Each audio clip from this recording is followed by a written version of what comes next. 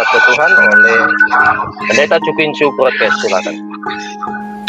Oke, baik. Terima kasih. Shalom Bapak Ibu semuanya. Sebelum saya sharing sedikit firman Tuhan, mari kita berdoa. Bapa yang kami sembah dalam nama Tuhan Yesus Kristus, terima kasih untuk pagi yang baik ini Tuhan. Terima kasih untuk kasih karunia penyertaan-Mu, untuk tidur yang boleh kami nikmati dan kami boleh bangun pagi ini. Itu semua karena kemurahan-Mu, kebaikan-Mu yang begitu besar bagi kami. Terima kasih Bapa untuk penyertaan-Mu, bahkan waktu singkat 1 jam ke depan Tuhan, kami mau sharing kebenaran firman-Mu ya Allah ya Tuhan kami. Engkau saja ya Roh Kudus yang menuntun hamba-Mu untuk sharing 20 menit ke depan Tuhan. Berkati setiap kami yang mendengarkan Tuhan, baik yang ada di room maupun yang ada di live chat. Biarlah apa yang hamba-Mu bagikan Tuhan, semuanya boleh berguna untuk kami boleh bertumbuh di dalam kebenaran firman-Mu. Terima kasih Bapa yang baik. Berkati setiap peralatan yang kami gunakan, tidak ada satupun yang tidak berfungsi, semuanya berfungsi dengan baik dan maksimal. Terima kasih Bapa, di dalam nama Tuhan Yesus kami sudah berdoa mengucap syukur. Amin. Oke, Bapak Ibu, teman-teman semuanya, saya mau berbagi sharing kali ini dengan judul Sempurnanya Salib Kristus, ya. Nah, ini menarik karena saya sangat bangga dan mengucap syukur sekali karena Tuhan Yesus sudah melakukan karya keselamatannya salib ini 2000 tahun yang lalu ya. Nah, jadi itu kenapa saya tidak henti-hentinya dan selalu mengucap syukur untuk boleh semangat untuk memberitakan salib Kristus. Yang saya bilang katakan karya keselamatan atau salib Kristus ini dilakukan sempurna ya. Sempurna, saya katakan sekali lagi sempurna. Nah, sebelum itu saya mau berbagi sedikit bahwa realita hidup manusia itu sebenarnya seperti apa sih gitu ya. Kita harus pahami bahwa inilah realita manusia sesungguhnya. Ya, Roma 3 ayat 23 berkata, karena semua orang telah berbuat dosa dan telah kehilangan kemuliaan Allah. Jadi, suka tidak suka kita tahu bahwa manusia itu sudah berbuat dosa. Dan jelas manusia itu kehilangan kemuliaan Allah yang notabene sewaktu manusia pertama kali diciptakan itu serupa dan segambar dengan Tuhan gitulah. Jadi kalau serupa dengan segambar dengan Tuhan, kemuliaannya itu nyata di awal penciptaan. Tapi ketika manusia Adam dan Hawa itu jatuh ke dalam dosa, dikatakan kemuliaan Allah itu hilang, ya. Nah, akibat dari dosa jelas, ya. Kita katakan apa? Bahwa sebab upah dosa ialah maut, tetapi karunia Allah ialah hidup yang kekal dalam Kristus Yesus Tuhan kita. Jadi, tidak cukup hanya di dosa, tetapi ada impact-nya. Yaitu apa? Maut, kematian. Nah, ini nggak main-main. Ternyata dosa itu punya impact kematian gitu loh.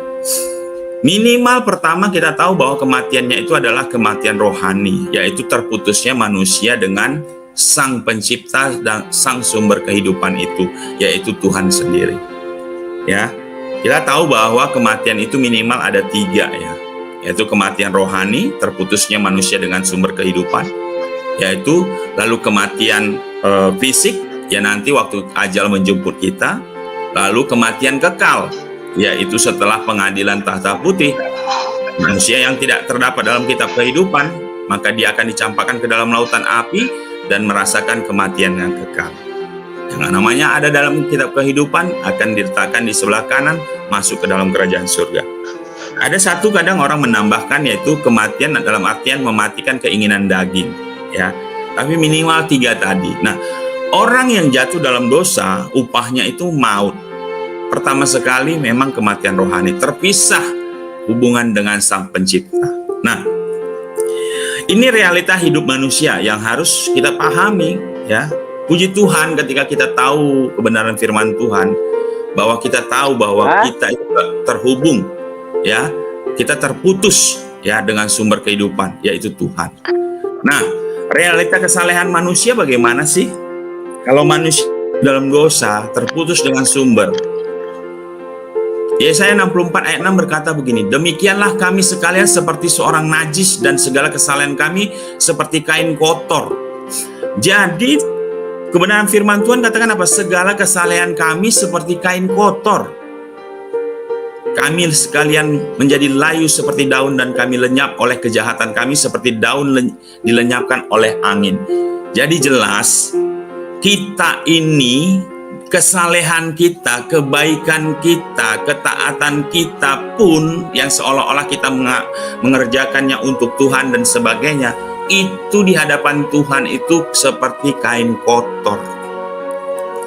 Roma 1 ayat 18 sampai 19 berkata, sebab kamu tahu bahwa kamu telah ditebus dari cara hidupmu yang sia-sia yang kamu warisi dari nenek moyangmu, itu bukan dengan barang yang fana, bukan pula dengan perak atau emas, melainkan dengan darah yang mahal, yaitu darah Kristus yang sama seperti darah anak domba yang tak bernoda dan tak bercacat. Jadi jelas bahwa kehidupan kita, cara hidup kita, ya, itu sebenarnya sia-sia kalau bukan di dalam Tuhan. Ketika kita belum mengenal Tuhan, kesalehan kita yang menurut manusia saleh ini sebenarnya cara hidup kita itu sia-sia semua. Ya. Tapi puji Tuhan, ya. Manusia itu sebenarnya rindu, ya, untuk, ya, dia beroleh kembali kehidupan hubungan dengan Tuhan. Tapi sebenarnya apakah manusia bisa berhubungan kembali dengan Tuhan karena inisiatif manusia? Ajaran agama berkata bagaimana? Agama mengajarkan usaha manusia untuk mencapai Allah dan mendapat keselamatan melalui amal atau perbuatan baik dari manusia. Ajaran agama mengatakan bahwa begini, manusia itu berusaha untuk mencari Tuhan, ya. Dengan caranya bagaimana? Mendapatkan keselamatan itu melalui amal atau perbuatan baik dari manusia. Padahal tadi kita katakan, ya, sebelumnya, segala kesalahan kita itu kotor di hadapan Tuhan. Cara hidup kita itu sia-sia.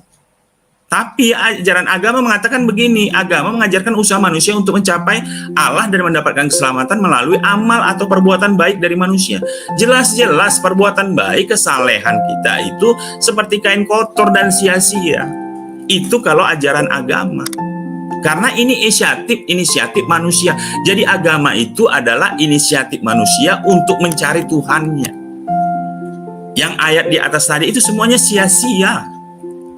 Ajaran agama berbicara tentang legalisme, yaitu pandangan yang menganggap bahwa manusia bisa memperoleh keselamatan dan pertumbuhan rohani dengan cara melakukan peraturan dan hukum agama dengan ketat. Itu agama. Misalnya untuk menjadi rohani maka kita harus menghindari minuman beralkohol, dansa, bioskop, dan lain-lain. Padahal menghindari semuanya itu tidak serta-merta menjamin kerohanian seseorang. Kita menjauhi minuman alkohol, ya, beribadah dan sebagainya, belum tentu menjamin kerohanian kita, gitu. Legalisme menempatkan peraturan di atas Allah dan manusia. Ingat, ajaran agama kadang-kadang membuat aturan-aturan yang letterlek legalisme itu di atas Tuhan itu sendiri. Seperti orang Farisi, mereka ahli-ahli Taurat, mereka taat sekali dengan legalisme, aturan-peraturan. Ya, mungkin di ajaran sebelah juga kita melihat taat sekali dengan aturan-aturan tata cara. Tetapi apakah mereka sebenarnya menyembah Tuhan? Belum tentu. Menyembah agama bisa jadi. Kadang agama lebih tinggi dari Tuhannya. Terbukti dengan apa? Mereka rela membunuh manusia demi membela agamanya, gitu. Padahal Tuhan datang untuk memberi kehidupan. Ya. Nah, perintah agama berkata apa? Kolose 2 ayat 20 sampai 23. Apabila kamu telah mati bersama dengan Kristus dan bebas dari roh dunia, mengapakah kamu menaklukkan dirimu pada rupa-rupa peraturan seolah kamu menaklukkan dirimu pada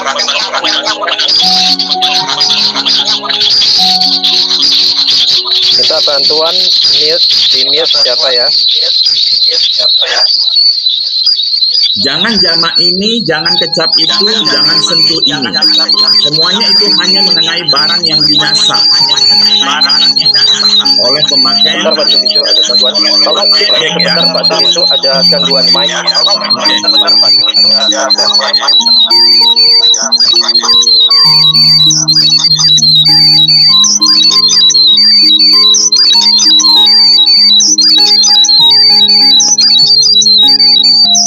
Teman-teman boleh tolong di-mute semua nggak? Di-mute kecuali Pak Haji itu.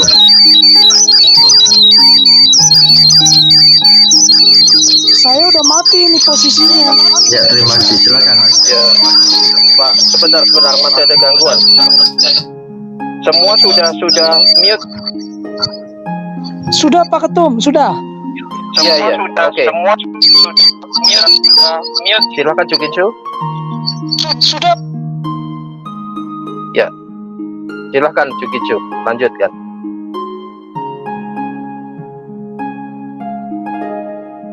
Aturan jangan begini, jangan begitu, harus melakukan ini, harus melakukan itu, semuanya ajaran manusia gitu loh.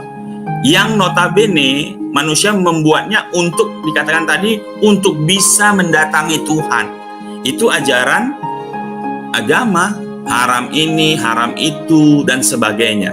Ya, semuanya itu buatan manusia yang seolah-olah bisa sanggup, seolah-olah mendatangi Tuhan. Itu ajaran agama. Tapi bagaimana dengan kekristenan? Ya, sedangkan kekristenan meyakini bahwa keselamatan adalah hasil usaha Allah, inisiatif Tuhan. Ini bedanya. Kalau agama itu inisiatif manusia mendatangi Tuhan, yang notabene itu impossible di ayat-ayat di atas tadi. Untuk mencapai manusia karena kasih karunia-Nya. Bukan kita yang memilih Kristus, tapi Kristuslah yang memilih kita. Yohanes 19 ayat 16. Bukan kamu yang memilih aku, tetapi akulah yang memilih kamu. Dan aku telah menetapkan kamu supaya kamu pergi dan menghasilkan buah. Dan buahmu itu tetap, supaya apa yang kamu minta kepada Bapa dalam namaku diberikannya kepadamu. Jadi bedanya, kekristenan itu mengajarkan bahwa Tuhan yang berinisiatif, ya, berinisiatif mendatangi manusia, mencari manusia. Agama, manusia yang berusaha untuk mencari Tuhan. Ini prinsip yang berbeda sekali. Dan saya percaya kalau Tuhan yang mencari manusia pasti ketemu. Tapi kalau manusia yang mencari Tuhan belum tentu ketemu. Dan pasti tidak ketemu. Karena Tuhan itu tidak kelihatan. Mau dicari kemana alamatnya. Tapi kalau Tuhan yang mencari kita pasti ketemu. Nah, kenapa? Karena semuanya karena kasih karunia-Nya. Yohanes 3 ayat 16 sampai 19 berkata, karena begitu besar kasih Allah akan dunia ini, sehingga Ia telah mengaruniakan anaknya yang tunggal, supaya setiap orang yang percaya kepadanya tidak binasa, melainkan beroleh hidup yang kekal. Luar biasa loh. Sebab Allah mengutus anaknya ke dalam dunia bukan untuk menghakimi dunia, melainkan untuk menyelamatkannya oleh Dia. Jadi menyelamatkan kita oleh Kristus. Barang siapa percaya kepadanya, ia tidak akan dihukum. Barang siapa tidak percaya, ia telah berada di bawah hukuman, sebab ia tidak percaya dalam nama Anak Tunggal Allah. Ya, jadi jelas di dalam kekristenan semuanya karena kasih karunia-Nya, inisiatif Tuhan. Karena begitu besar kasih Allah akan dunia ini, itu berbeda sekali. Ya, Tuhan yang punya inisiatif melihat manusia yang sudah jatuh ke dalam dosa, yang jelas-jelas tidak bisa melihat kebenaran. Ya, Efesus 2 ayat 8 sampai 10 berkata, sebab karena kasih karunia kamu diselamatkan oleh iman, itu bukan hasil usahamu, tetapi pemberian Allah. Itu bukan hasil pekerjaanmu. Jangan ada ya orang yang memegahkan diri. Ini luar biasa. Karena kasih karunia kamu diselamatkan oleh iman. Ya. Tapi iman ini adalah kata-kata setelah karena karunia, karena kasih karunia. Artinya apa? Keselamatan di dalam kekristenan itu inisiatif dari Tuhan. Karena pemberian anugerah dari Tuhan, yang setelah Roh Kudus memberikan benih iman itu, kita muncul iman karena pendengaran akan firman Tuhan, karena berita kabar baik itu. Kita meresponnya. Ya, kita menerima kasih karunia itu, kebaikan itu, yaitu Yesus sebagai Tuhan dan Juru Selamat. Kita diselamatkan. Tapi Tuhan katakan apa? Itu bukan hasil usahamu, tetapi pemberian Allah. Itu bukan hasil pekerjaanmu. Jangan ada orang yang memegahkan diri. Ya. Nah, keselamatan adalah anugerah Allah yang diterima dengan iman. perbuatan baik bukan syarat melainkan bukti atau buah keselamatan. Jadi di dalam kekristenan, keselamatan itu benar-benar anugerah Tuhan yang kita terima dengan iman. Kita terima dengan iman, percaya. Tapi ingat, perbuatan baik yang kita lakukan setelah kita menerima keselamatan itu, ya, bukan syarat untuk kita selamat. Tetapi kita mengerjakan keselamatan kita adalah bukti atau buah dari keselamatan itu. Itulah inti ajaran kasih karunia yang di Alkitabiah, ya. Biblical grace, ya. Nah, ini yang saya menarik, ya. Kata-kata ini simple, satu kata saja, tapi luar biasa saya imani. Dan saya berani mendeklar bahwa karya keselamatan yang dilakukan oleh Tuhan Yesus atau salib Kristus itu sempurna adanya. Dia penebusan itu sudah selesai dan sempurna. Yohanes 19 ayat 30, sesudah Yesus meminum anggur asam itu, berkatalah ia, sudah selesai. Lalu ia menundukkan kepalanya dan menyerahkan nyawanya.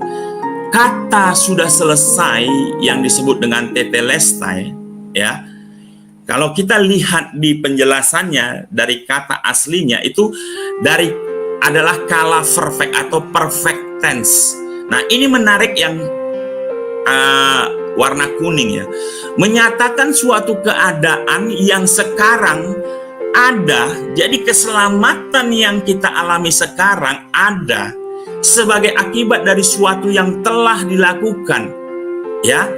Suatu tindakan yang telah rampung masa lampau tanpa memerlukan tindakan ulang dengan hasil yang positif dan pasti di masa kini. Nah, luar biasa kata-kata ini. Artinya karya keselamatan yang dilakukan oleh Tuhan Yesus 2000 tahun lalu itu sudah dilakukan selesai dan sempurna dan hanya dilakukan sekali. Tetapi karya keselamatan atau tindakan yang dilakukan oleh Yesus itu yang sudah selesai dilakukan 2000 tahun lalu, ya, itu hasilnya masih berlaku sampai hari ini dan sampai masa datang. Artinya karya keselamatan itu sudah dilakukan, sudah selesai, ya. Menggunakan kala perfect yang berarti penebusan telah dilaksanakan sekali untuk selamanya, efeknya terasa hingga kini dan yang akan datang. Itulah kenapa, ya, karya keselamatan itu sudah selesai dilakukan dan sempurna. Bagian kita apa? Yaitu tadi, menerima, mengambilnya dengan iman tanpa harus kita lakukan menambahi atau mengurangi, ya. Nah, dikatakan apa? Ya, kalau begitu apa yang harus kita lakukan? Yohanes 3 ayat 5. Jawab Yesus, aku berkata kepadamu, sesungguhnya jika seorang tidak dilahirkan dari air dan roh, ia tidak dapat masuk ke dalam kerajaan Allah. Kalau karya keselamatan itu sudah dilakukan, sudah tersedia, lalu bagian kita apa sih? Tuhan katakan, sesungguhnya jika seorang tidak dilahirkan dari air dan roh, ia tidak dapat masuk ke dalam kerajaan Allah. Bagian kita itu menerima Yesus. Nah, ini sering dia katakan Pak Eka, ya. Roma 10 ayat 9-10. Sebab jika kamu mengaku dengan mulutmu bahwa Yesus adalah Tuhan dan percaya dalam hatimu bahwa Allah telah membangkitkan dia dari antara orang mati, maka kamu akan diselamatkan. Karena dengan hati orang percaya dan dibenarkan, dan dengan mulut orang mengaku dan diselamatkan. Jadi yang penting adalah kita harus lahir baru, ya. Mengaku Yesus sebagai Tuhan dan Juru Selamat, percaya dengan hati dibenarkan, dan mengaku dengan mulut diselamatkan. Di dalam kekristenan, kita lahir 2 kali dan mati hanya sekali. Itulah yang disebut dengan kita hanya butuh atau kita perlu, ya, kalau kita tidak rapture, ya kita hanya mati fisik sekali ketika ajal menjemput. Tapi kita lahir pertama dari ibu kita, yang kedua kita lahir baru dari air dan roh. Kita lahir 2 kali, mati hanya sekali. Tapi orang yang tidak percaya kepada Tuhan Yesus, dia mati 2 kali, lahir hanya sekali. Lahir dia menerima, dia lahir dari kandungan ibunya, lalu dia mati, ketika ajal menjemput, dan sekali lagi dia mati kekal ketika nanti di pengadilan tahta putih dia dicampakkan ke dalam lautan api, itu mati kekal. Jadi orang yang tidak percaya kepada Tuhan Yesus, dia lahir hanya sekali, tapi dia mati 2 kali. Orang Kristen yang percaya kepada Tuhan Yesus, terima Tuhan Yesus, dia hanya mati sekali, tapi lahir 2 kali. Itu kelahiran baru pentingnya. Nah, kesimpulannya, karya penebusan keselamatan Yesus Kristus itu sempurna dan sudah dilakukan 2000 tahun yang lalu, sempurna dan tersedia tanpa harus ditambahi atau dikurangi. Jadi keselamatan itu tidak perlu dan tidak membutuhkan Anda melakukan sesuatu perbuatan untuk Anda selamat, tidak. Tapi ketika Anda terima dengan iman, ya, Anda bertobat dari perbuatan-perbuatan dosa Anda, perbuatan-perbuatan salah Anda, lalu Anda menerima Yesus sebagai Tuhan dan Juru Selamat pribadimu, engkau diselamatkan. Tapi step setelah selamat, engkau pasti akan mengerjakan keselamatan itu. Tapi keselamatan itu, mengerjakan keselamatan itu bukan syarat, tetapi bukti engkau sudah selamat. Kedua, bagian manusia percaya dan menerimanya dengan iman dan mengerjakan keselamatan itu. Perbuatan baik atau mengerjakan keselamatan bukan syarat, melainkan bukti atau buah keselamatan. Terakhir, keselamatan itu kasih karunia oleh iman dan bukan hasil usaha manusia, tetapi pemberian Allah dan bukan hasil pekerjaan manusia, sehingga tidak ada manusia yang bisa memegahkan diri atau sombong di hadapan Tuhan. Ini luar biasa, Bapak Ibu, ya. Keselamatan itu sudah dilakukan Tuhan Yesus dan sudah tersedia. Bagian kita percaya dengan iman, ambil keselamatan itu, ya. Sehingga tidak ada seorang pun yang bisa bermegahkan diri atau sombong. Oh, karya keselamatan itu karena ada sesuatu yang kita tambahkan. Tidak. Ya. Lukisan Michelangelo itu luar biasa indah. Indah tidak perlu ditambah ya, atau tidak perlu dikurangi. Kita menambahkan tambah jelek, kita kurangi tambah jelek, sudah baik. Terlebih lagi karya keselamatan Kristus tidak perlu Anda tambahi dengan perbuatan baik dan sebagainya, atau Anda kurangi. Sudah sempurna, perfect, dan itu sudah dilakukan 2000 tahun lalu, tetapi impact-nya sampai sekarang dan yang akan datang masih tetap berlaku. Itu saja yang bisa saya sampaikan, Bapak Ibu teman-teman semuanya. Kiranya kebenaran firman Tuhan ini boleh meneguhkan kita kembali bahwa kita ini sudah diselamatkan. Terlebih dari itu, kita harus mengerjakan keselamatan kita. Mari kita berdoa. Bapa, terima kasih Tuhan, Hamba-Mu telah menyampaikan singkat 20 menit Tuhan kebenaran firman-Mu. Engkau saja yang memberkati Bapa kebenaran firman-Mu, dan kami percaya, Hamba-Mu percaya, firman yang ditabur itu tidak pernah kembali dengan sia-sia, karena kebenaran firman itu akan mengerjakannya, karena firman-Mu itu hidup. Terima kasih Bapa yang baik. Biarlah sepanjang hari ini Tuhan, kami boleh melakukan kerja keselamatan itu Tuhan, agar semua yang kami lakukan perbuatan-perbuatan yang memuliakan nama-Mu. Terpujilah nama-Mu Bapa. Terima kasih Tuhan Yesus. Amin.